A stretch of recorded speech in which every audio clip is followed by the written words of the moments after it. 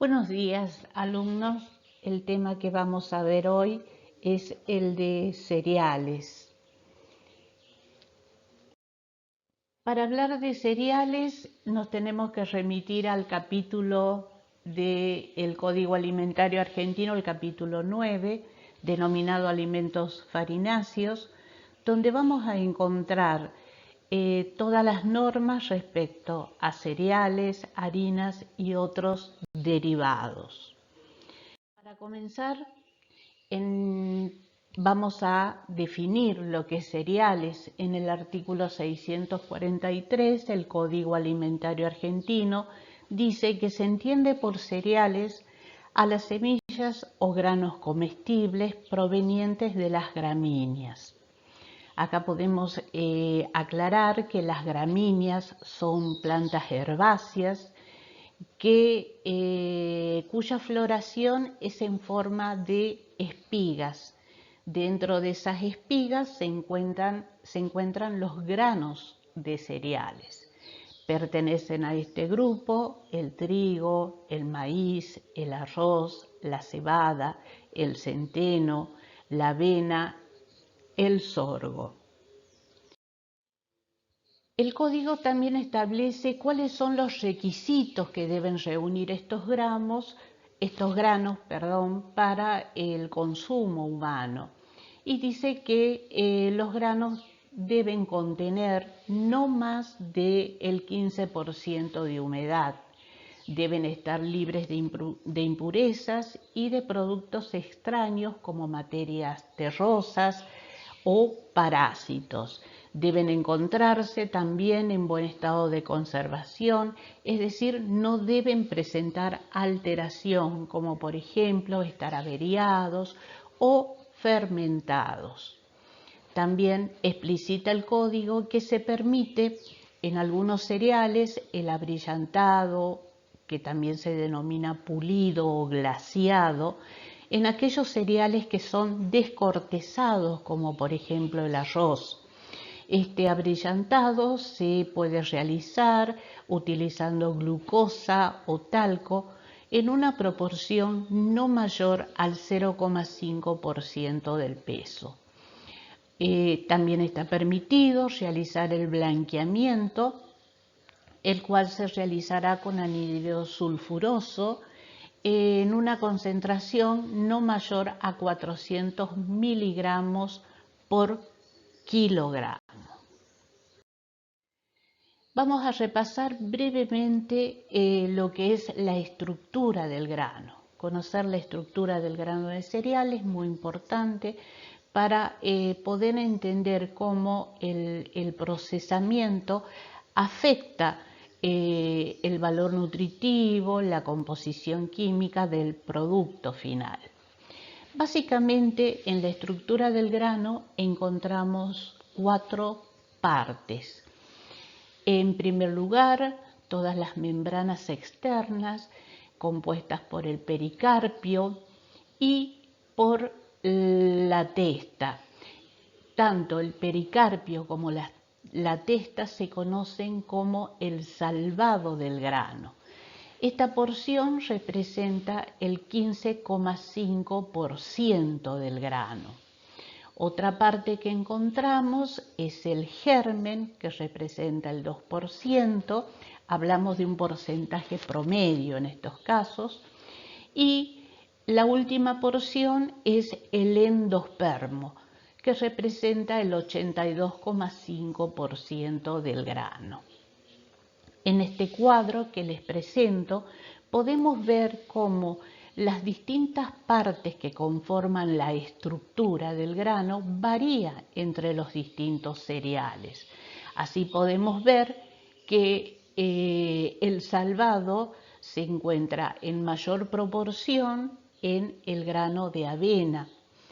El germen se encuentra en mayor proporción en el grano de maíz. Eso nos lleva a entender por qué a partir del maíz se obtiene como subproducto el aceite de maíz.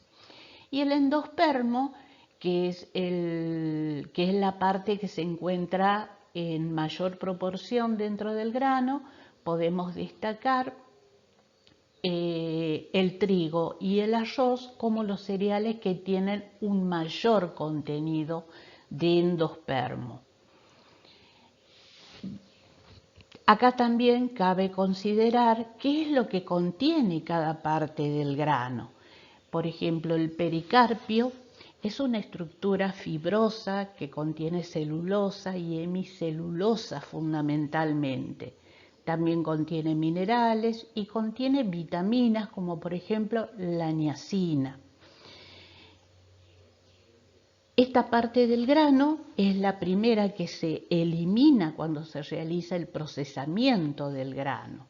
Y tengan en cuenta que eliminar esta parte disminuye el valor nutritivo porque estamos perdiendo los nutrientes que se han mencionado.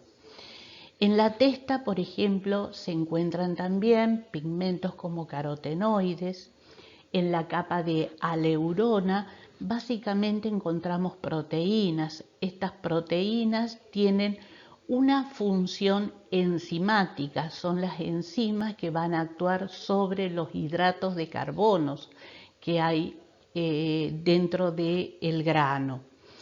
En el endospermo, también denominado albumen, es donde se encuentra el almidón.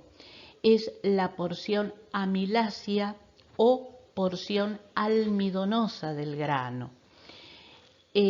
Vamos a ver que el almidón se encuentra en el interior del grano en forma de gránulos, están organizados en forma de gránulos.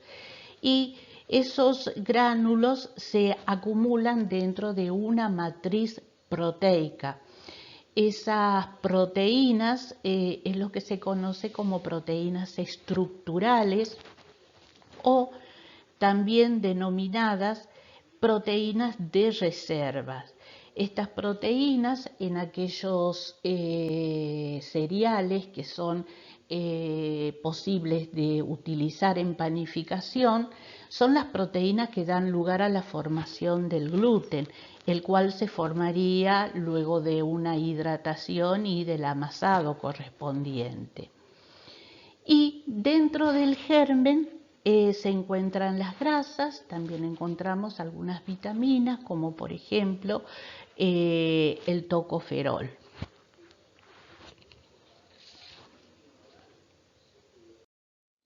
Podemos ver las distintas partes que recién hemos mencionado. Fíjense en que la cuarta parte, que es el endospermo, acá se presenta un corte del mismo en donde vemos los gránulos de almidón, lo cual están contenidos en esa matriz proteica. En esta diapositiva podemos ver también otros granos, como por ejemplo el grano de arroz, y podemos observar cómo el endospermo ocupa la mayor parte del grano. Tenemos también el grano de avena y podemos apreciar también ese mayor contenido de salvado que tiene este grano. Y en el grano de maíz podemos observar el tamaño del germen, a lo que hacíamos referencia de que a partir de este cereal se puede obtener aceite. Veamos ahora cuál es la producción de granos de cereales. Acá tenemos un flujo de producción en donde la primera etapa es la cosecha o recolección que se realiza en los campos. Esta recolección se realiza en forma mecanizada, se utilizan maquinarias en donde se recolectan los granos y a su vez son almacenados en estas mismas máquinas. La siguiente etapa es la etapa de limpieza y desinfección. La limpieza se hace una limpieza magnética, que es la que permite remover restos metálicos que podrían estar entre los granos, y también se hace una limpieza con corriente de aire. Esta limpieza con corriente de aire va a permitir eliminar restos de hojas, pajas, también material terroso. Se pueden eliminar granos de otras especies. Piensen que en el campo no solamente existe una plantación de un solo cereal, sino que se realizan plantaciones de distintos cereales, entonces es común que se mezclen los granos de distintas especies. En la desinfección se utiliza un producto, se hace una fumigación de los granos con fosfuros de aluminio, magnesio y óxido de etileno. Esta fumigación tiene como objetivo eliminar parásitos que podrían haber en los granos. Luego se realiza una etapa de secado, que es una etapa fundamental para poder prolongar la vida útil del grano de cereal. El secado se realiza por corriente de aire caliente con una temperatura que va de 60 a 80 grados centígrados y el objetivo es que el grano llegue a contener como máximo un 15% de humedad. Luego de secado el grano, se almacena, esta etapa se conoce como almacenamiento inicial, se almacena en grandes silos. Acá las condiciones de almacenamiento son muy importantes. La humedad relativa que debe haber en los silos debe ser de un 70%, con un porcentaje de humedad del 13%. Luego, estos granos almacenados se transportan hacia silos definitivos en donde se va a realizar el almacenamiento prolongado. En el almacenamiento prolongado, el parámetro que se sigue controlando es que la humedad del grano no supere el 15%. Y luego tenemos como última etapa la inspección, es decir, se inspeccionan los granos para que estos luego pasen a envasarse y se puedan comercializar, y así hablamos de los granos de arroz, de granos de trigo, un maíz pisingallo, es decir, para consumo directo ese grano. O bien puede ser que esa inspección se realice previo a que los granos vayan a otras líneas de producción para obtener otros subproductos. Nos vamos a detener un poco en lo que es el almacenamiento.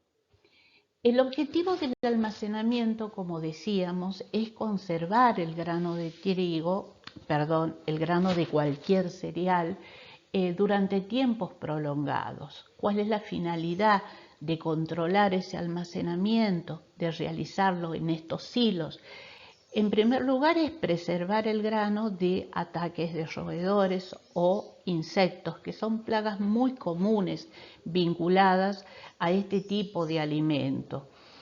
Y también poder evitar otro tipo de deterioro, como puede ser la germinación, el desarrollo de mohos, especialmente el Aspergillus flavus, que es un moho productor de micotoxinas, de toxicidad comprobada para el ser humano, y también preservar a los granos de la acción de lipasas y lipooxigenasas que están contenidas dentro del grano y que podrían llegar a actuar sobre la materia grasa que contienen. Dentro también del almacenamiento tenemos que tener en cuenta que, como todo vegetal, los granos continúan respirando. Al respirar esto produce un desprendimiento de calor que provoca un aumento de temperatura. Ese aumento de temperatura puede llegar a provocar alteraciones. ¿Por qué? Porque el aumento de temperatura acelera las reacciones enzimáticas, acelera la oxidación de los lípidos En el caso de aquellos cereales como por ejemplo el trigo, provoca una modificación de las proteínas que van a dar lugar a la formación del gluten y también favorece, esta alta temperatura favorece el desarrollo de mohos como el Aspergillus.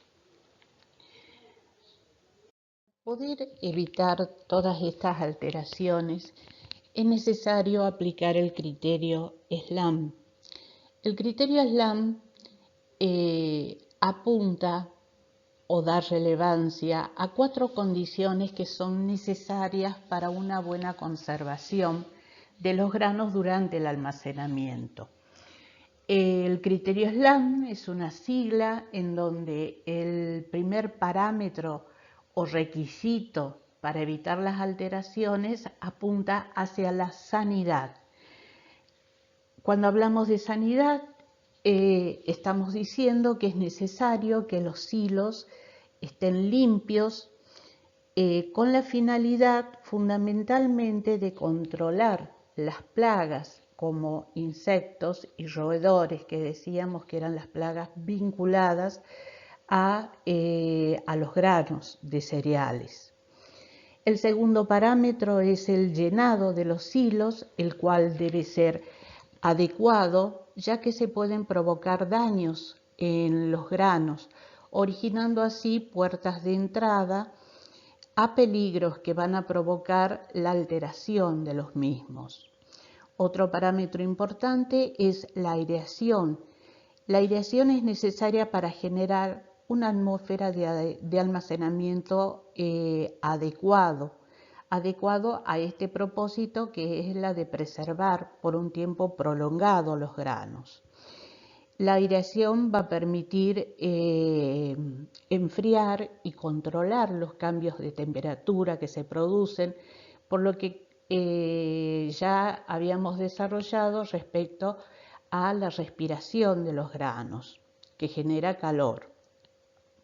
Además, también la aireación permite controlar la uniformidad de la humedad de los granos y también permite reducir la humedad inicial de los mismos. Y el último parámetro sumamente importante es el monitoreo, el cual se debe hacer de forma regular.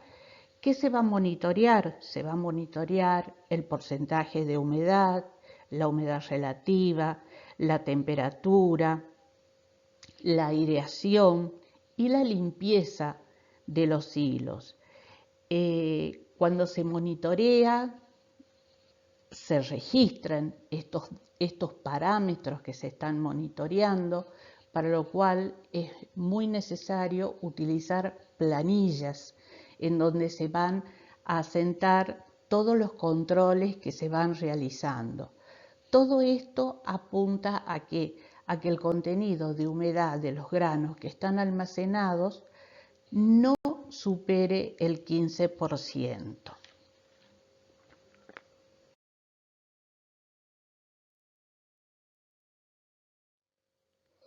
Vamos a comenzar a hablar ahora específicamente sobre el trigo. El Código Alimentario Argentino define a trigo como la semilla sana, limpia, bien conservada de distintas variedades de Triticum, el Triticum vulgare y el Triticum durum.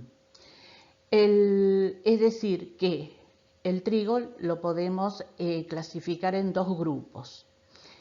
Los que provienen del Triticum vulgare, también llamado trigo pan, y aquellos que provienen del Triticum durum, también denominado trigo fideos. Acá tenemos en esta diapositiva las características de cada uno de ellos. El Triticum vulgare, que es el que está a la izquierda de la diapositiva, es un grano elíptico redondeado que tiene una característica que es a la fractura, es decir, al rompimiento del grano es una fractura almidonosa. Este tipo de trigo da un gluten elástico y extensible de buena calidad panadera. En cambio, el Triticum durum o trigo fideo es de forma elíptica, pero es más alargado, es el que se encuentra a la derecha de la diapositiva. A la ruptura, este tipo de grano tiene una ruptura vítrea, una fractura vítrea dura, es una ruptura frágil y se caracteriza por dar un gluten corto, duro, no apto para la panificación, pero sí apto para la elaboración de fideos.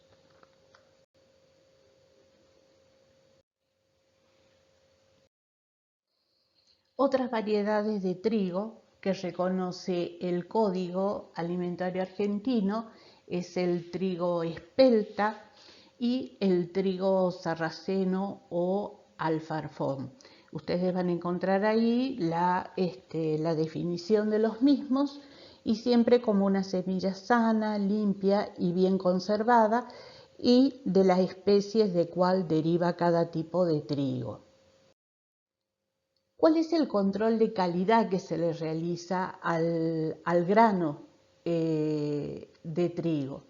La humedad, siendo la humedad óptima 14 gramos por ciento, el peso electrolítico que varía entre 73 y 79 kilogramos por hectolitro. Este es un indicador del tamaño del grano y del rendimiento harinero que va a tener el mismo. El peso de los 1000 granos para el trigo pan, el peso esperado es que es de 30 a 40 gramos de peso que tienen que tener los 1000 granos de este tipo de trigo. Y para el trigo fideo se espera que los 1000 granos tengan un peso de entre 50 y 60 gramos. La dureza es otro parámetro de calidad. La dureza que presente o la suavidad que presente el endospermo del grano influye en la molienda y las características de la harina resultante. Por ejemplo, un grano duro puede llegar a tener más daño en el almidón y por lo general cuando existe daño del almidón va a ser un tipo de harina que se obtenga de ese grano, va a ser una harina que va a absorber mucha cantidad de agua y eso va en detrimento de su calidad panadera. Otro parámetro de calidad es el porcentaje de material extraño que pueda tener y esto incluye semillas de otros granos, piedras, heces de roedores, partes de plantas o de insectos u otros contaminantes metálicos o vítreos que pueda llegar a contener. La proporción de materiales extraños que se admite que tenga no debe ser mayor a 1,5%. Y acá tienen distintas fotografías de diferentes daños o defectos que pueden presentar los granos de trigo. Los productos que se pueden llegar a obtener del trigo son variados, entre ellos tenemos el trigo machacado o pelado, el trigo íntegro, lavado, trigo pelado, el gofio de trigo, hebras de trigo, el germen de trigo. Todos ellos están definidos en el Código Alimentario Argentino, en su artículo 658. Hablar ahora sobre la harina. El código lo define en el artículo 661 y dice que con la denominación de harina, sin otro calificativo, se entiende el producto obtenido de la molienda del endospermo del grano de trigo. Es decir, que cuando la harina proviene de otro tipo de cereal, en la denominación de venta se debe especificar de qué tipo de cereal proviene. Si vemos la denominación solamente harina, se entiende que es la que proviene del endospermo del trigo.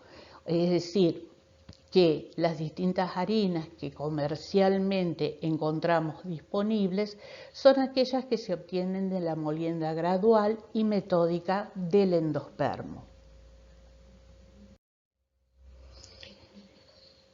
La molienda. ¿Cuál es el objetivo de la molienda del grano? El objetivo principal es separar el endospermo de las otras partes del grano, del salvado, del germen, y reducir ese endospermo a harina y sémolas. Secundariamente, la molienda del grano también permite reducir el contenido de fibra y eliminar el ácido fítico, que son los que principalmente se encuentran en el salvado, en las envolturas del grano. También permite eliminar el germen, cuyos lípidos son los que se deterioran por oxidación durante el almacenamiento. Y también permite mejorar las características sensoriales y funcionales del producto. La molienda se realiza en dos etapas, una etapa de ruptura y una etapa de reducción. La molienda se realiza en molinos de rodillos. Estos molinos cuentan con 4 y 6 juegos de rodillos de ruptura. Acá tenemos una imagen de cómo el grano ingresa, pasa por medio de los rodillos y así se va obteniendo el producto de esa molienda. La ruptura se realiza con 4 y 6 juegos de rodillos, como dijimos. Estos rodillos se caracterizan por tener una forma de espiral con acanaladuras para romper el grano y los trozos grandes de endospermo. Luego la reducción.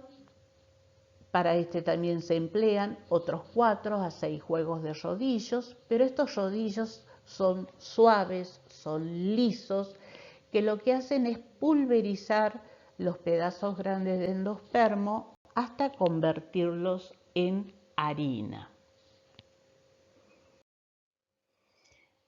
Producto de esta molienda, de este pasaje por los distintos juegos de rodillos, se van a obtener distintos subproductos que van a tener diferentes granulometrías. Y así se van a obtener las sémolas, que son de granulometría mayor, los semolines, que son de granulometría intermedia, y luego las harinas, que son productos más refinados. Veamos el proceso de obtención de la harina de trigo. Partimos de un trigo pan. La primera etapa es la recepción y la inspección del grano. Luego se realiza la limpieza, se hace una separación, una limpieza de tipo magnética, como dijimos, para eliminar posibles metales que pudiera haber entre los granos. También una separación por medio de aire que permite eliminar restos de hojas, de pajas que pudieran haber. Luego de esa etapa de limpieza de los granos se realiza el acondicionamiento de los mismos. Esto se realiza con la adición de agua. Se deja los granos en agua durante 12 a 36 horas. Los granos de trigo absorben humedad y llegan a un porcentaje de 15 a 16,5% de humedad, y la temperatura a la cual va a estar el agua en la cual se sumergen va a ser una temperatura inferior a los 45 grados centígrados, ya que temperaturas más altas podrían provocar procesos de gelificación. Luego de ese acondicionamiento, que lo que busca es ablandar las envolturas del grano, se realiza la trituración o molienda. Luego de esa trituración se realiza un tamizado o cernido, luego una purificación o sasaje. Esta purificación se realiza para eliminar partículas de afrecho que pueden seguir aún adheridas, es decir, el afrecho proveniente del salvado del grano.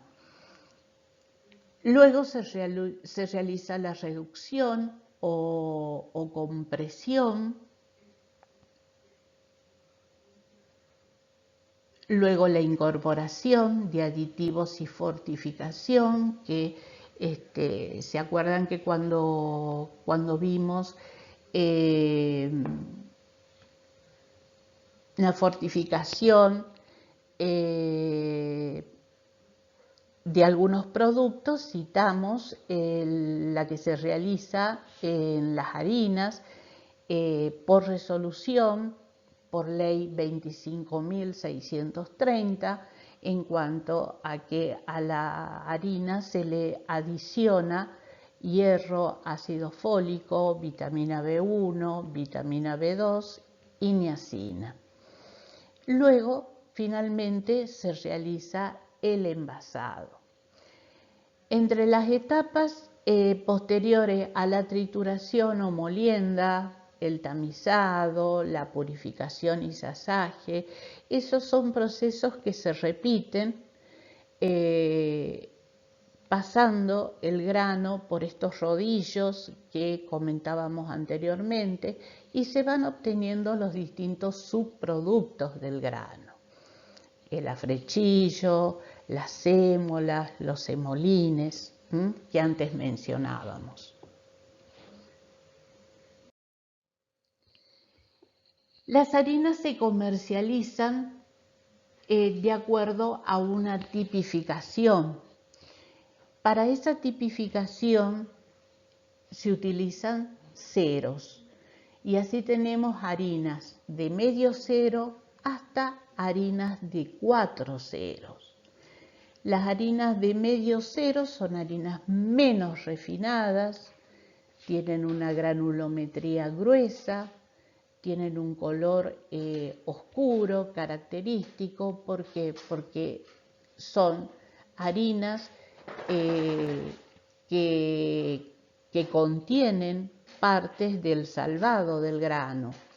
En cambio, las harinas de 4 ceros son harinas más refinadas, la granulometría es menor y el color que presentan es que son más blancas. ¿Por qué? Porque en este tipo de harina encontramos únicamente el endospermo como parte del grano.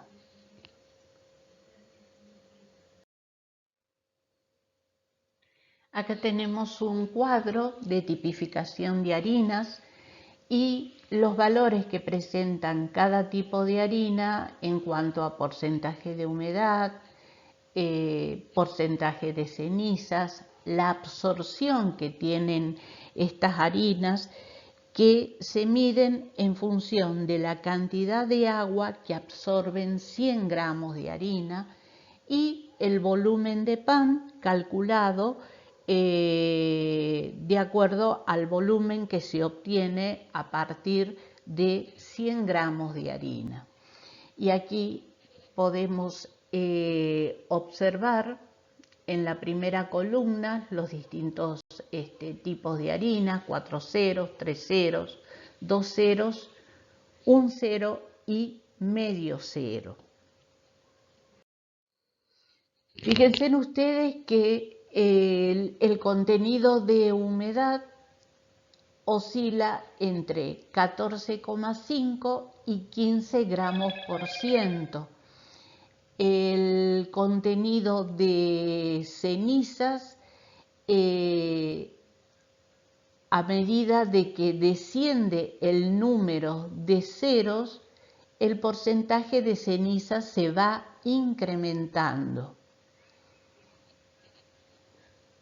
Es decir, que a más cantidad de ceros yo tengo mayor refinamiento.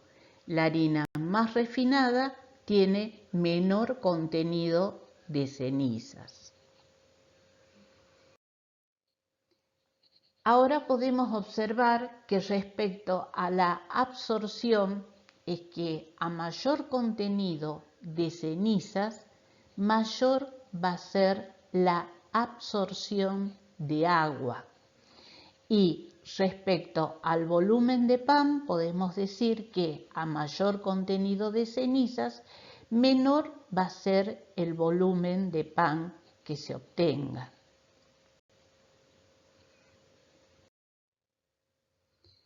Y aquí llegamos al concepto de grado de extracción.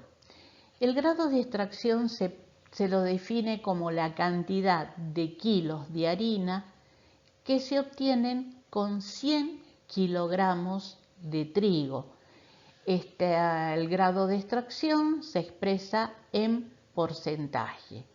Así, una harina con un mayor grado de extracción es aquella que contiene mayor contenido de cenizas. ¿Por qué? Porque contiene la mayor parte del grano.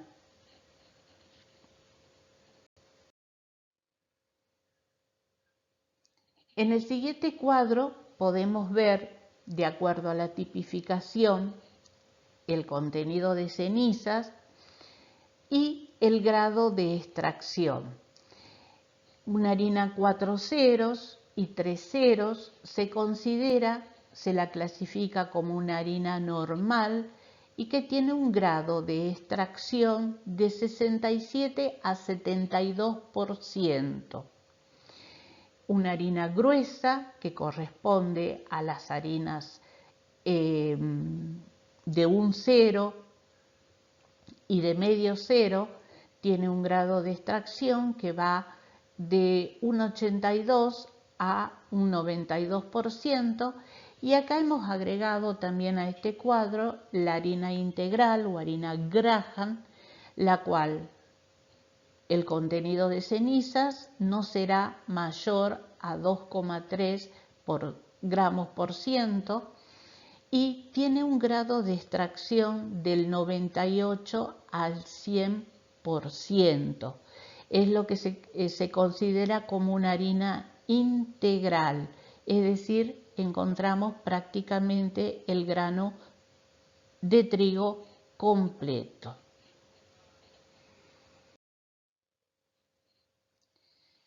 Es decir, que una harina completa va a tener de 98 a 100% de extracción, una harina gruesa de 82 a 85% de extracción y una harina normal de 72 a 75% de extracción, que es la harina que se suele utilizar para la panificación.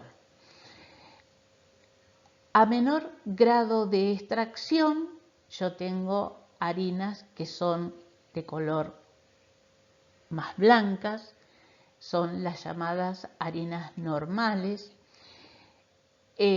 Cuando el grado de extracción es mayor, yo obtengo la harina gruesa y la harina completa, que son harinas más oscuras.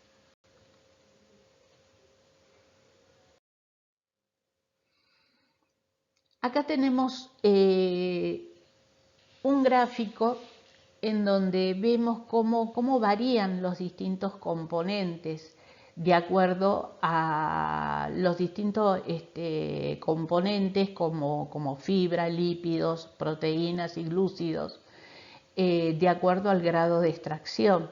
Nosotros vemos, acá podemos apreciar que cuanto menor es el grado de extracción, el contenido de fibras es menor, el contenido de lípidos también, las proteínas disminuyen levemente y los glúcidos, el contenido de glúcidos tiende a aumentar. Por el contrario, si yo veo una harina que tiene un mayor grado de extracción, el contenido de fibra aumenta, el contenido de lípidos también, al igual que el contenido de proteínas. En cambio, el contenido de glúcidos tiende a disminuir.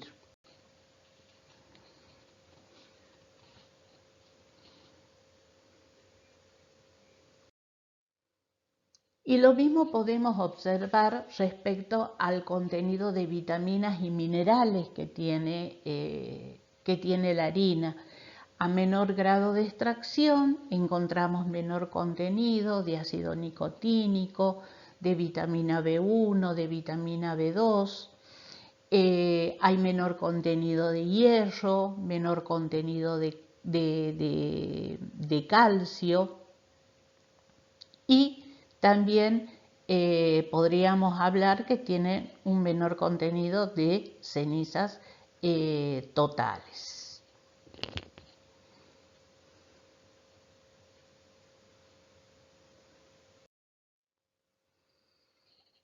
Es decir, que a mayor grado de extracción, estamos hablando de una harina integral que va a tener un valor nutritivo más alto, pero que va a tener un menor rendimiento panadero.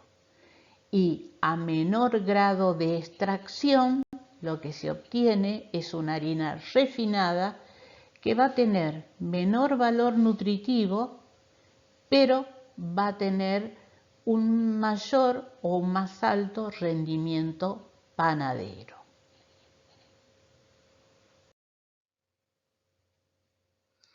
Los subproductos de la molienda de trigo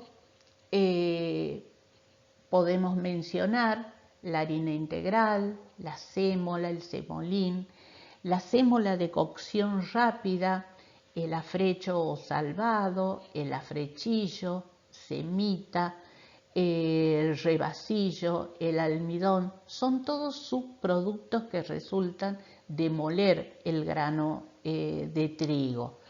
Todos estos productos están definidos en el Código Alimentario Argentino desde el artículo 662 al 674.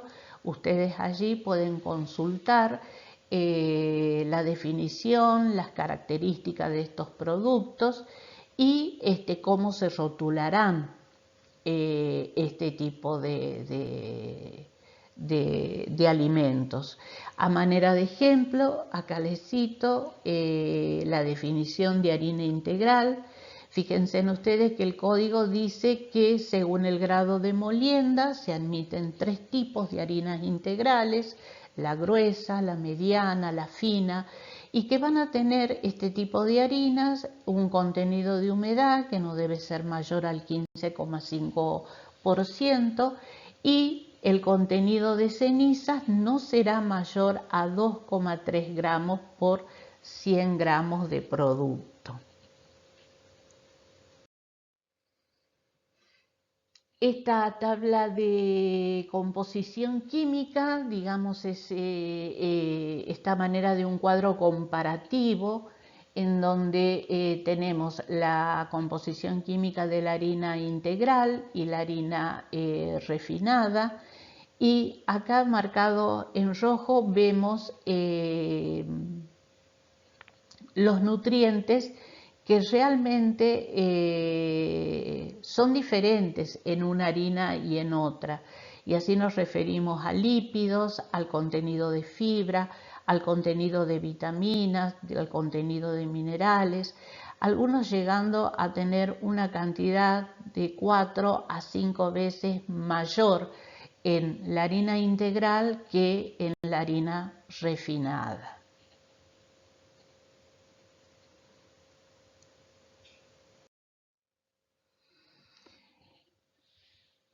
Este es un flujo del proceso de obtención de la harina de trigo candial.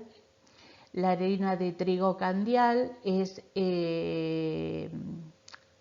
el tipo de harina que también se denomina trigo fideo, en donde tenemos en una primera etapa la recepción e inspección del grano, la limpieza que se hace por una limpieza magnética, el acondicionamiento, en donde se llega a un 14% de humedad del producto, cuyo objetivo, como habíamos dicho anteriormente, también en la harina proveniente del trigo pan, lo que se pretende es mejorar las características físicas del grano para favorecer la posterior molienda. Entonces, la etapa siguiente tenemos la molienda, el cribado, el tamizado. Estas etapas también se realizan sucesivamente y según el grado de molienda se obtienen distintos subproductos como el salvado, el germen, el afrechillo, la semita, la sémola. Y luego tenemos ya la etapa de incorporación de aditivos y fortificación según la resolución y del Código Alimentario Argentino en cuanto a cuáles son los aditivos permitidos para incorporar a este tipo de harinas, y la fortificación que se realiza por ley 25.630, en la cual se obliga al productor a que le agregue hierro, ácido fólico, vitaminas B1, B2 y niacina al producto. Y por último tenemos el envasado de la harina.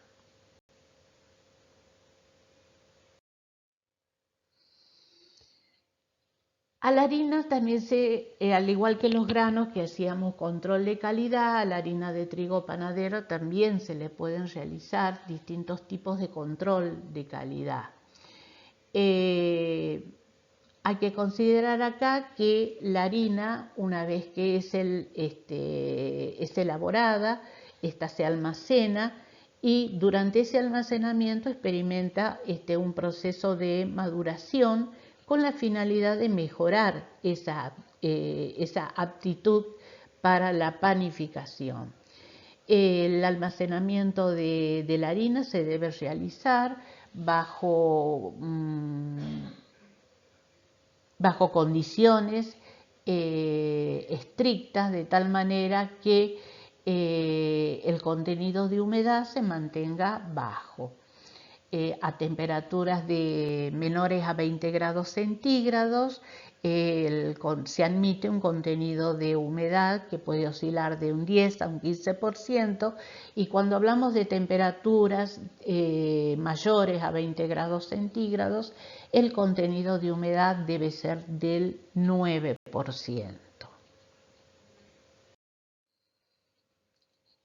Respecto al agregado de aditivos, estos son mejoradores de la harina.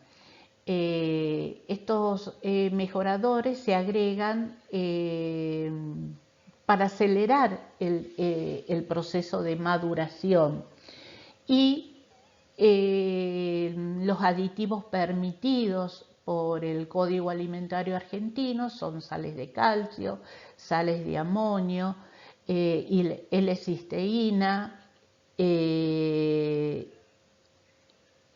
También se admite el blanqueado de la harina, que tiene como objetivo oxidar los pigmentos carotenoides, que son los que le van a dar un color amarillo. Entonces el blanqueado lo que va a hacer es obtener ya no ese color amarillo, sino obtener una coloración más blanca de la harina.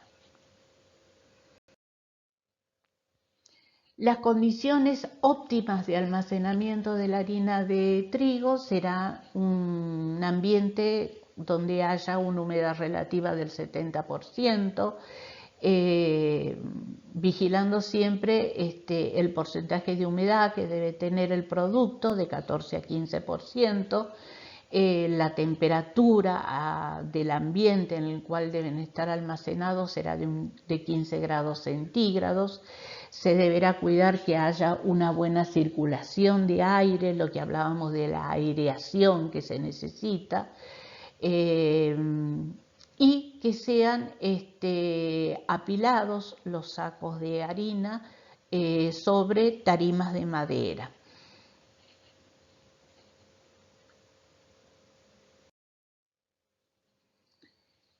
Respecto a este control de calidad de la harina de trigo panadera,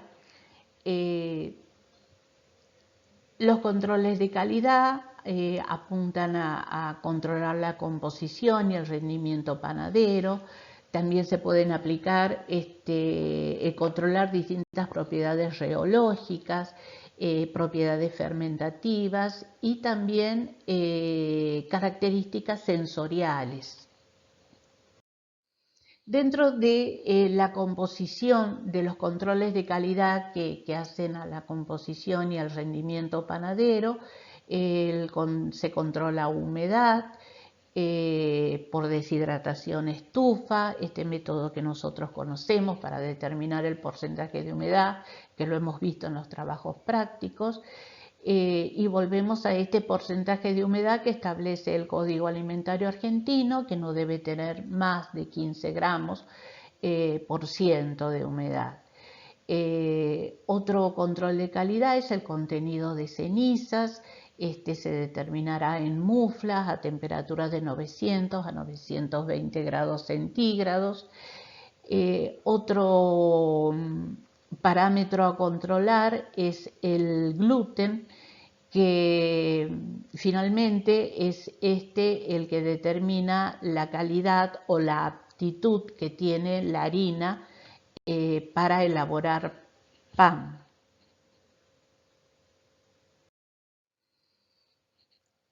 Se determinará también el contenido de proteínas totales a través del método de Kjeldahl.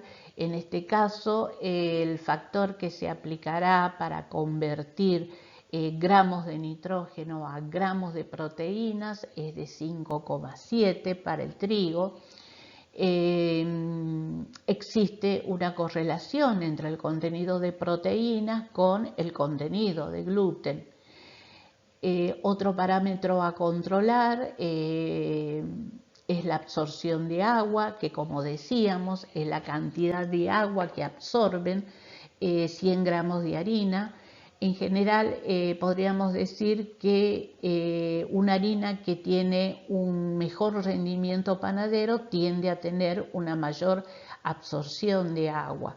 Pero acá también hay que tener en cuenta que cuando se produce daño en el almidón que contiene la harina, esto también da lugar a harinas que absorben mucha agua, pero no tienen buena calidad panadera. Y la absorción de agua también se lo puede hacer por un método de farinografía. Otro parámetro de control es el volumen de pan, que como decíamos es el volumen obtenido con 100 gramos de harina. Cuanto mayor volumen de pan se obtenga, mejor va a ser la calidad del gluten y la calidad panadera que va a tener la harina. El gluten index es otro parámetro a a tener en cuenta es el índice de gluten. Permite conocer la cantidad y calidad de gluten que se va a obtener una vez que se hidrate la harina con una solución de cloruro de sodio. Esta técnica permite conocer distintos parámetros como el porcentaje de gluten húmedo, el porcentaje de gluten seco, la capacidad de hidratación que va a tener el gluten y la calidad del gluten que se forme.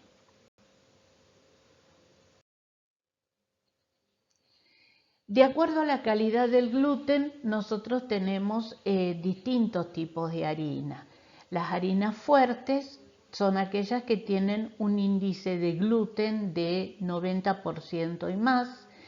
Una harina que es de buena calidad panadera presenta un índice de gluten de entre 60 y 90%, y las harinas tipificadas como harina débil son aquellas que tienen un índice de gluten menor al 60%.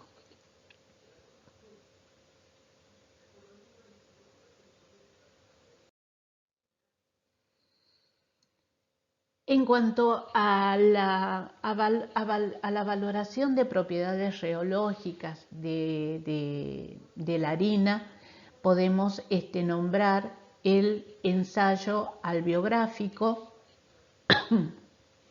La fuerza de la harina se mide en un equipo denominado alveógrafo, y el alveógrafo permite evaluar la aptitud de la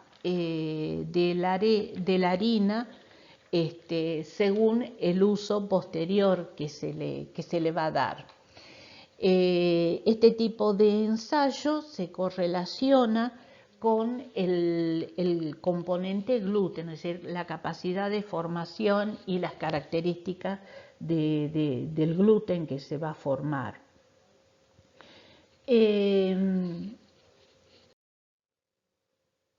En este tipo de ensayo, en el alveógrafo, se obtienen distintos alveogramas, se denominan, en donde lo que se evalúan son 3 parámetros. Por un lado, la tenacidad, es decir, la resistencia que pone la masa a la deformación, a la fuerza que se le aplica. Otro parámetro es la extensibilidad, que una harina, debemos considerar que una harina que tiene extensibilidad va a dar lugar a una longitud de curva que son más alargadas, y las harinas que son poco extensibles dan lugar a curvas de longitud más bien cortas. ¿Por qué? Porque tienden a romperse. Y otro parámetro que se evalúa acá, de relacionar la tenacidad con la extensibilidad, va a ser la fuerza panadera. Entonces, una harina débil es aquella que puede ser muy tenaz, pero es poco extensible. Una harina para panificación, buena para panificar, va a ser una harina bien equilibrada en cuanto a la tenacidad y extensibilidad que muestre la masa, y una harina que se comporte con una tenacidad inferior, pero con una excesiva extensibilidad no va a ser buena para la panificación, pero sí va a ser buena, por ejemplo, para elaborar galletas o para ser utilizada para lo que es la repostería fina.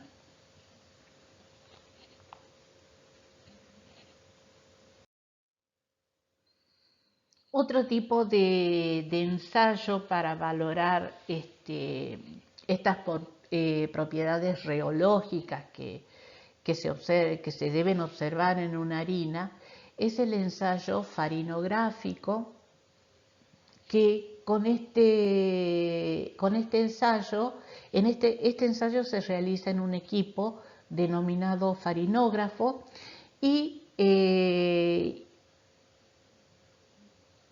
durante su evaluación lo que se hace es visualizar las etapas del proceso de la obtención de la masa. La primera, la hidratación de la harina, el tiempo que demora en desarrollar el gluten o el amasado óptimo, y por último el colapso o caída de la masa con respecto al tiempo. En este ensayo está muy vinculado o está relacionado a evaluar componentes como el gluten y el almidón que contiene la harina.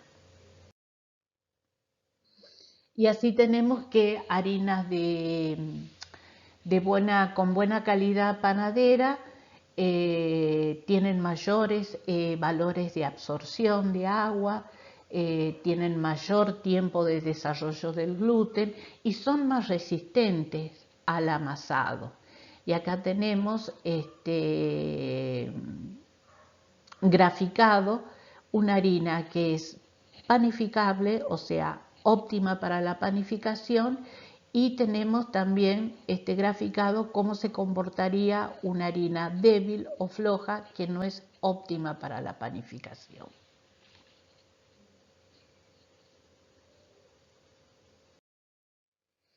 Luego tenemos el ensayo amilográfico.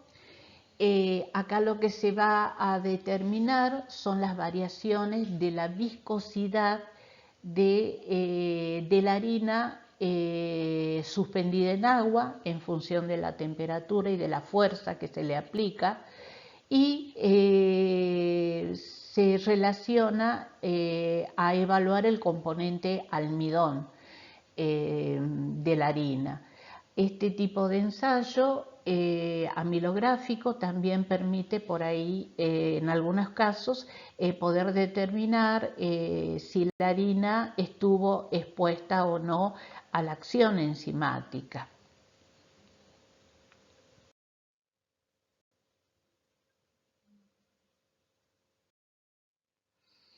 Con respecto a la valoración sensorial, se evalúa el aspecto, el color de la harina, la cantidad de impurezas o los mohos, los cuales no deben tener, el aroma, el sabor característico de una harina, la textura, si es un polvo más o menos fino de acuerdo al tipo, a la tipificación de la harina que se trate. El cual la textura se espera que sea suelta, suave al tacto, sin partículas extrañas. Y acá tenemos un cuadro en donde tenemos harinas que están tipificadas como panificables o harinas fuertes o harinas débiles, y la cantidad de proteínas, los resultados que se esperarían de acuerdo al ensayo farinográfico, al ensayo albiográfico y al índice de gluten que se espera para cada tipo de harina. Ahora vamos a comenzar a hablar de otro cereal también muy importante, y es el maíz. el Código Alimentario Argentino, en su artículo 656, define que con el nombre de maíz se entienden los granos limpios, sanos y bien conservados del sea maíz. El maíz no debe contener más de 4% de ceniza, determinada esta en mufla a temperaturas de 500 a 550 grados centígrados. El maíz es muy utilizado en la industria alimentaria. De él se obtienen numerosos productos como copos, sémolas, jarabes, glucosa, colorantes, el colorante caramelo, maltodextrinas, almidones, a partir de ellos almidones modificados, el gluten meal y el aceite de maíz.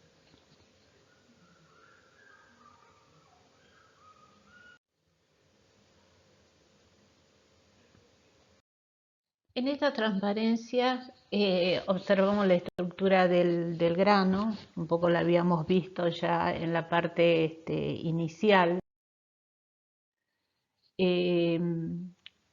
Respecto a los subproductos del maíz, podemos nombrar el pochoclo, o pororó, o ancuá. Este producto recibe diferentes nombres. Otro subproducto del maíz es el gofio de maíz, la sémola fina de maíz, los copos de maíz, el maíz pisado, el maíz pelado, descascarado o descorticado, de gran consumo en nuestra zona, muy típico en muchas preparaciones de la zona norte de nuestro país. Y acá tenemos un esquema de maíces diferenciados. Tenemos maíces de usos específicos, podemos clasificarlos también de acuerdo a su sistema de producción, y aquellos maíces a los cuales se les ha realizado una mejora genética. La de usos específicos tenemos el maíz colorado o fling, el maíz pisingallo, el maíz blanco, el maíz dulce. En cuanto a las formas del sistema de producción, encontramos maíz orgánico, el más común, el de mayor consumo, es aquel que es derivado de organismos modificados genéticamente. Y respecto a estas, hablando de este tipo de mejoras genéticas, tenemos el maíz de alta amilosa, el maíz waxy o hueserio, y el maíz de alto valor nutricional. Uno de los subproductos que hemos hablado del maíz es el almidón. Acá es importante hacer una diferenciación porque comúnmente se utilizan como sinónimos almidón y fécula y no son sinónimos. Por esta razón es que les comparto esta diapositiva en donde se hace referencia al artículo 674 del Código Alimentario Argentino, en donde el código explicita que por almidón o fécula, según corresponda, lo dice, se entiende la materia orgánica que en forma de gránulos se encuentran en los corpúsculos especiales incluidos en el protoplasma de células vegetales en la etapa de maduración. La denominación de almidón corresponde a los gránulos que se encuentran en los órganos aéreos de las plantas, órganos aéreos. Y la denominación de fécula a los que se encuentran en las partes subterráneas, es decir, será fécula aquella que proviene de raíces, tubérculos o rizomas. Entonces, está muy bien que al almidón de maíz lo denominemos almidón, porque proviene de órganos aéreos de la planta. Y, por el contrario, el que proviene de la papa, que es un tubérculo, se debe denominar fécula. Es decir, que almidón y fécula no son sinónimos, ¿sí? El código también explicita cuáles son las condiciones que deben reunir tanto el almidón como la fécula. Y en este artículo 674 expresa que es aquel que se obtiene por hidrólisis total o enzimática y que deberán producir dextrosa como único glúcido.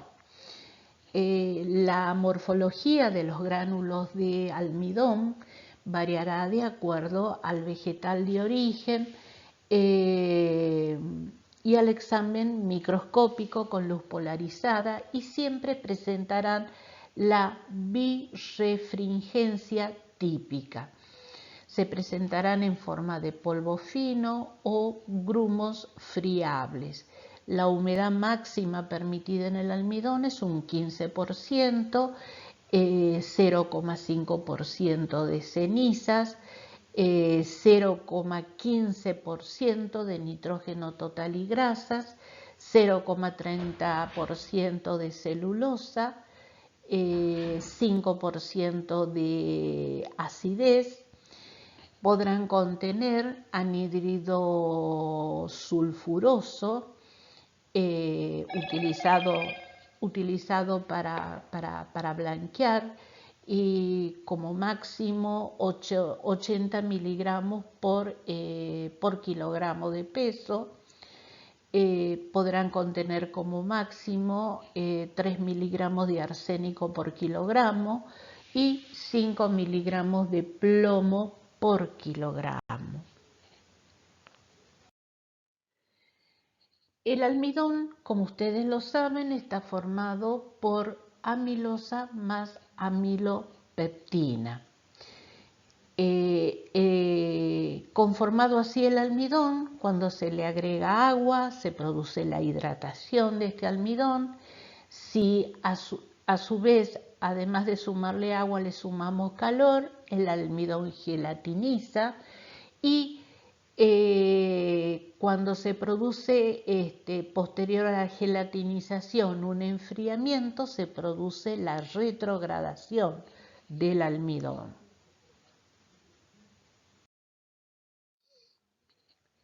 La proporción de amilosa y amilopeptina en diferentes cereales, acá también agregamos en este cuadro algunas legumbres y tubérculos como la papa en este cuadro, pero a los fines de compararlo, ¿no?, con otros cereales, legumbres y tubérculos.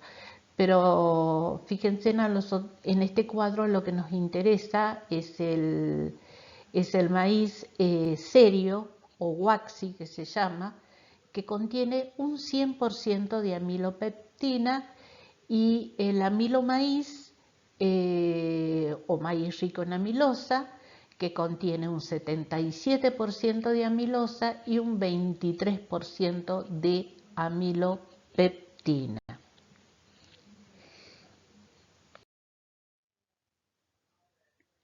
Los subproductos del maíz se pueden obtener ya sea por una molienda húmeda o por una molienda seca.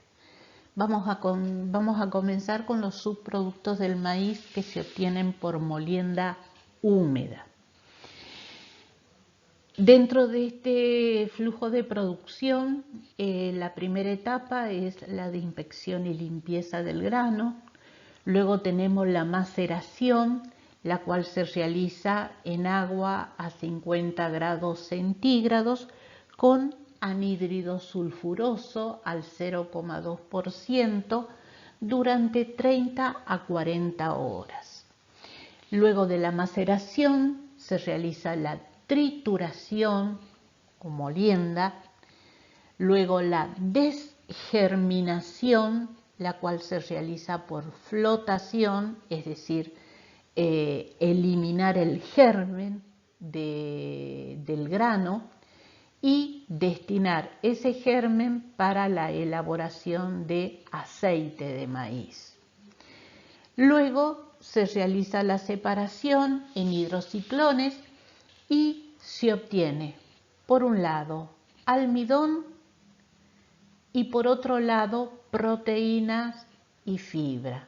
Estas proteínas y fibra van a dar lugar a la elaboración del gluten meal o del gluten fit, que es este gluten meal, es conocido como el gluten de maíz, que está constituido por proteínas insolubles del endospermo del grano de maíz. Y el almidón que se obtiene luego es sometido a un lavado, a un secado, y así se obtiene el almidón de maíz, a partir del cual se pueden elaborar jarabes edulcorantes y almidones modificados.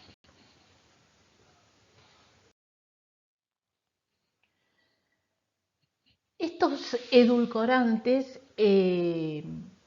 jarabes edulcorantes, podemos decir que esta suspensión acuosa de almidón, lo que se hace, cómo se obtienen estos jarabes edulcorantes, es la suspensión acuosa de almidón se puede tratar con ácidos o con enzimas que producen la hidrólisis del almidón hasta llegar a obtener azúcares simples. De esta manera, el procedimiento se adapta para obtener jarabes que van a tener diferentes grados de dulzor y propiedades físicas. Y así tenemos que se obtiene jarabe de glucosa, que es un producto cristalino, viscoso, producto de una hidrólisis parcial del almidón. El jarabe de maltosa, que proviene de la hidrólisis enzimática del almidón y que también puede obtenerse a partir maltodextrina. La dextrosa, que se obtiene por hidrólisis completa del almidón y posteriormente se refina y se cristaliza. El jarabe de maíz de alta fructosa tiene un proceso adicional que consiste en un tratamiento enzimático con la finalidad de transformar la glucosa en fructosa, que es un azúcar que tiene mayor poder endulzante. Los productos comerciales que se obtienen contienen de 42 a 55% de fructosa dentro de su composición.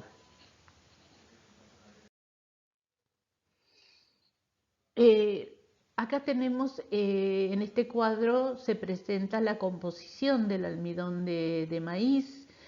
Tiene una humedad de 12,5 gramos por ciento, de ceniza 0,15%, un contenido de proteína 0,3 gramos por ciento, grasa 0,10 gramos por ciento y un contenido de almidón de 87%. Ese es el producto final obtenido de esta molienda húmeda a la que se somete el maíz.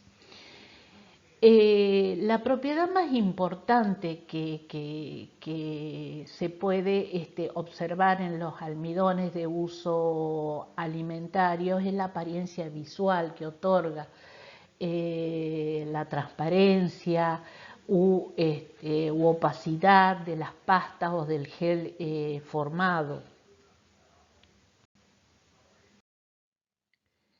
Este almidón de maíz se puede utilizar con distintos fines, por ejemplo, como para aumentar la viscosidad en algunos productos, para impedir o reducir la formación de cristales, para favorecer la retención de agua, favorecer también la ligazón de ingredientes. También se utiliza para formar películas comestibles y biodegradables.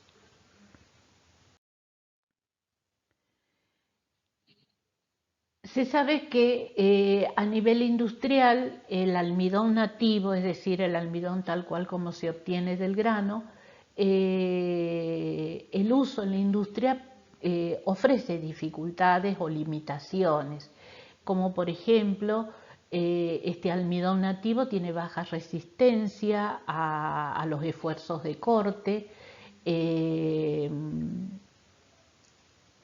También ofrece limitaciones o dificultades cuando es sometido a altas temperaturas o cuando se adiciona a alimentos que tienen un pH ácido.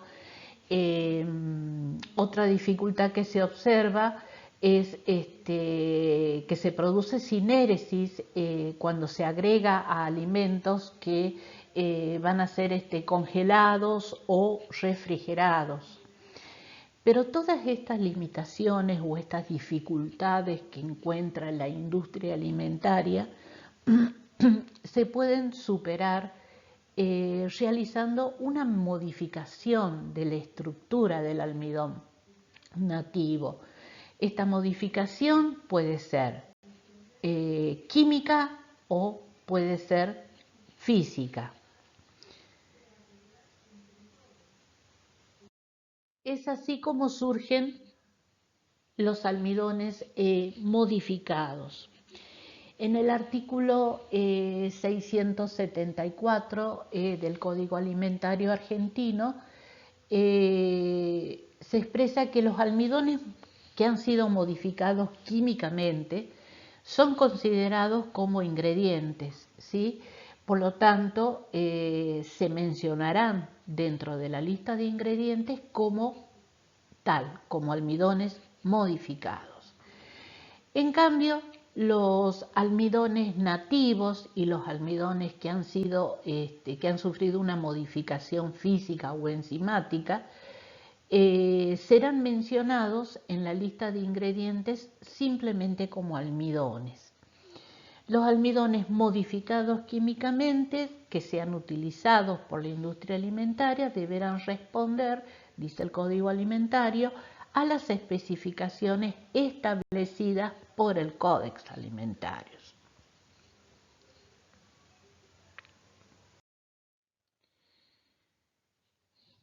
Acá tenemos un diagrama donde nos muestra los almidones modificados que se dan por modificación química y por modificación física.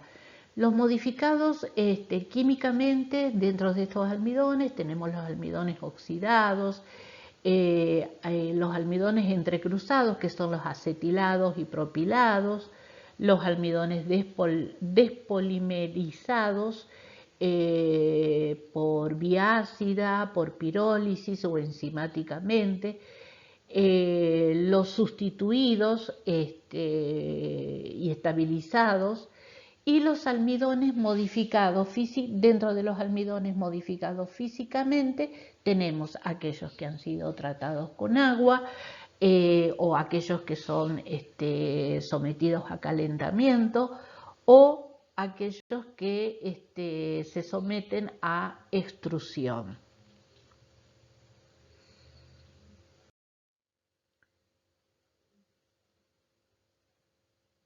Bueno, acá tenemos en esta diapositiva, tenemos distintos tipos de alimentos donde se utilizan los almidones modificados químicamente, que se lo utilizan en muchos productos alimenticios. Tenemos los almidones pregelatinizados que se utilizan, por ejemplo, en sopas, postres instantáneos, bebidas en polvo. Estos no requieren de un calentamiento posterior para tener esa propiedad de espesante.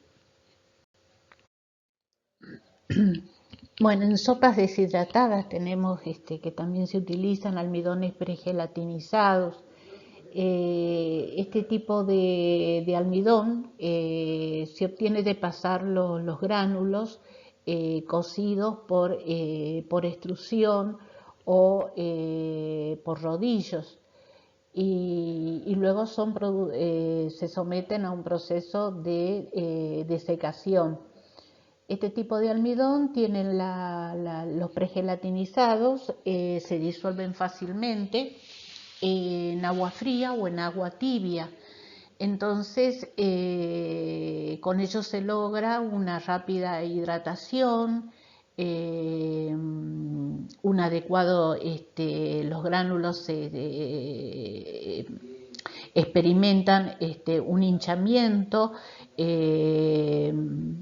tienen buena retención de agua y cuando se agregan a los productos, el almidón pregelatinizado tiene la capacidad de hincharse y brindar todas esas características de espesamiento, incluso en frío, no necesita de calor.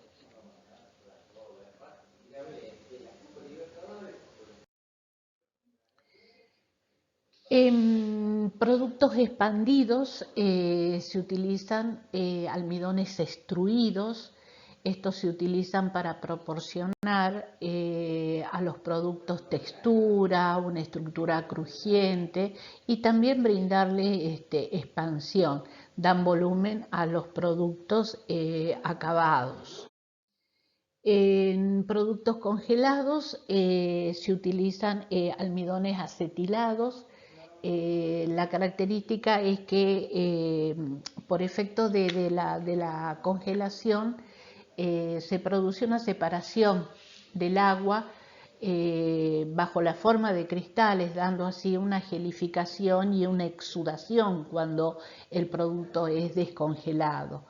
Entonces, este tipo de almidones acetilados lo que provocan es un aumento de la retención de agua, una mejora de la hinchazón, de la gelatinización. Por lo tanto, en los productos no se observa o hay una disminución de la sinéresis, se produce una recristalización y retrogradación. Además, al sufrir este tratamiento, el almidón acetilado, se reduce la temperatura de gelatinización del almidón. En los almidones acetilados, los gránulos de almidón se tratan con óxido de etileno o propileno, que estos sustituyen a los grupos hidroxilos por acetilos, hidroxietilo, hidroxipropilo o fosfatos. Estos se utilizan para los almidones acetilados, además de para productos congelados, también se utilizan para alimentos enlatados, por la característica que tienen de formar geles transparentes.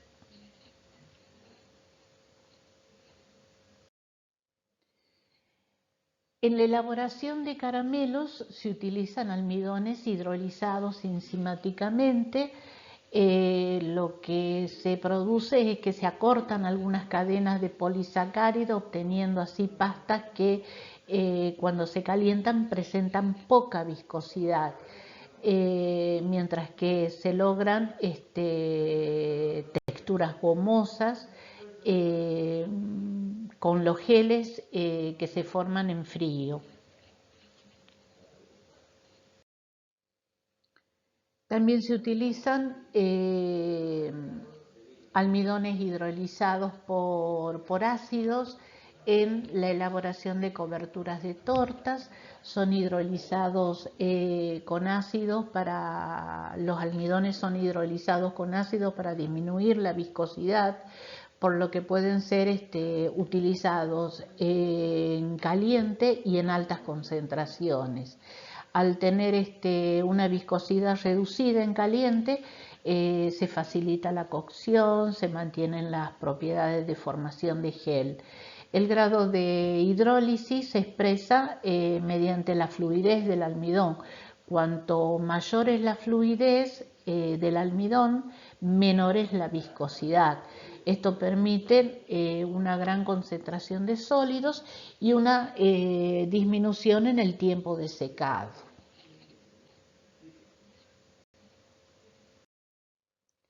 Los almidones oxidados, estos se puede realizar tratando el almidón con ácido periódico,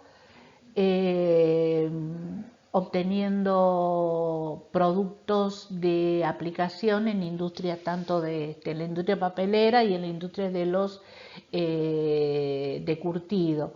O también se pueden tratar con hipoclorito, obteniendo así almidones oxidados que se utilizan para la industria alimentaria, en la papelera, y también se utilizan para la fabricación de adhesivos.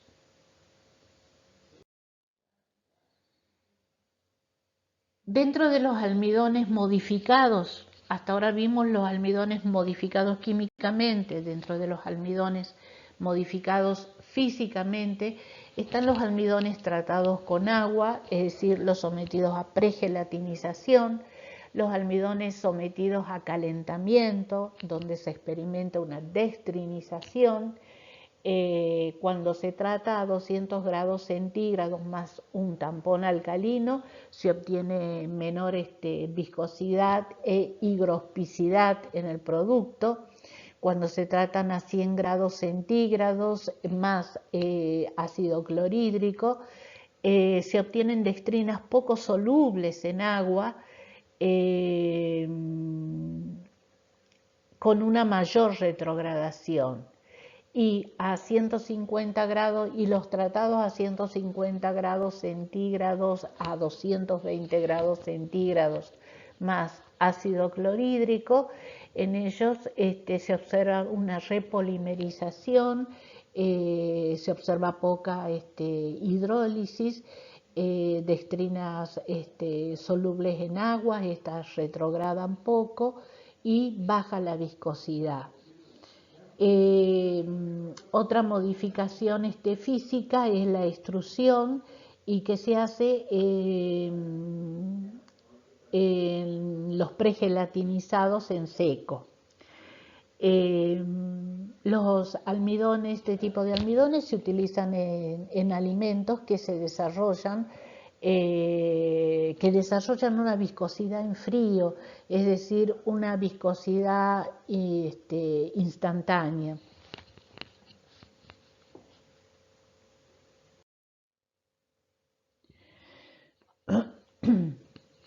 Ahora, dentro de los subproductos del maíz que se obtienen por molienda seca, acá tenemos el flujo de obtención.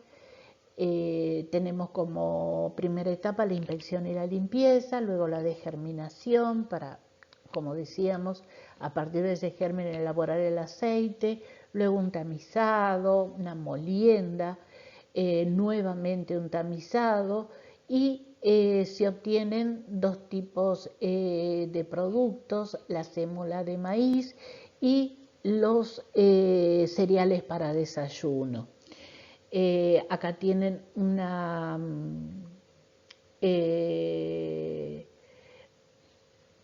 la definición de la harina de maíz, la cual está en el artículo 694 del Código Alimentario Argentino, con las especificaciones a la cual debe responder la harina de maíz en cuanto a contenido de agua, cenizas y demás productos. Ustedes lo pueden consultar en el Código Alimentario Argentino, incluso cómo deberá ser la rotulación de este producto. Y acá tenemos un diagrama en donde podemos observar los distintos subproductos que se obtienen a partir del maíz, ya sea por una molienda seca o por una molienda húmeda, ¿sí? Es como un diagrama resumen de todo lo que hemos hablado ahora sobre el maíz. Bueno, habiendo finalizado el maíz, brevemente vamos a hablar sobre el arroz. La definición ustedes la van a encontrar en el código, pero acá vale la pena destacar, como lo vimos al principio, que el arroz es un tipo de cereal que puede ser sometido a un pulido o también abrillantado o glaseado, como se denomina. Este tipo de procedimiento ocasiona en el arroz un menor contenido de proteínas, de fibras, de minerales y vitaminas si se lo compara con el arroz integral. Otro tipo de producto que se obtiene del arroz es el arroz parbolizado. Se obtiene por un tratamiento hidrotérmico del grano con la cáscara. Es un grano que es más rico en minerales, en vitaminas, por lo cual el valor nutritivo de este cereal es sustancialmente mayor.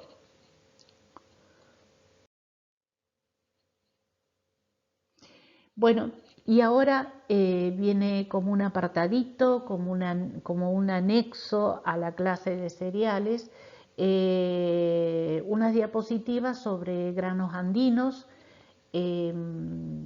Ustedes saben que los granos andinos no son cereales, ¿ah? Se lo considera como pseudo cereales. Y no son cereales porque no provienen de las gramíneas, provienen de otras especies herbáceas. Y les digo que me pareció importante dejarlos, incluirlos en la presentación, porque digamos que estos granos se han consumido, han sido consumidos por nuestros ancestros.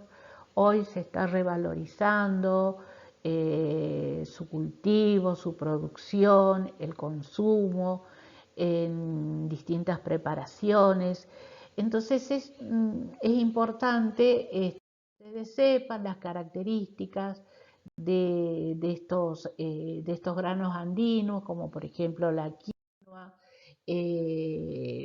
cuál es su composición química en ácidos. Van a encontrar también el perfil de ácidos grasos que tienen, cuadros comparativos de la quinoa en relación a otros cereales o a porotos, a una legumbre, el contenido mineral también que tienen. Van a encontrar también características del amaranto, el valor nutritivo que tiene el amaranto y también su relación, su comparación con cereales. Bueno, pero les repito, esto es a manera de anexo, porque no entra dentro de la teoría de cereales. Es para que a ustedes les queden, lo puedan consultar y les pueda servir de bibliografía, tal vez para un momento para algún trabajo o para alguna investigación que quieran hacer o sus posibles trabajos de. Bueno, les brindo la bibliografía que ustedes pueden consultar, les aconsejo que vean los videos que se proponen, que les va a ayudar a aclarar o ampliar muchos aspectos que hemos tratado durante la teoría. Bueno, muchísimas gracias.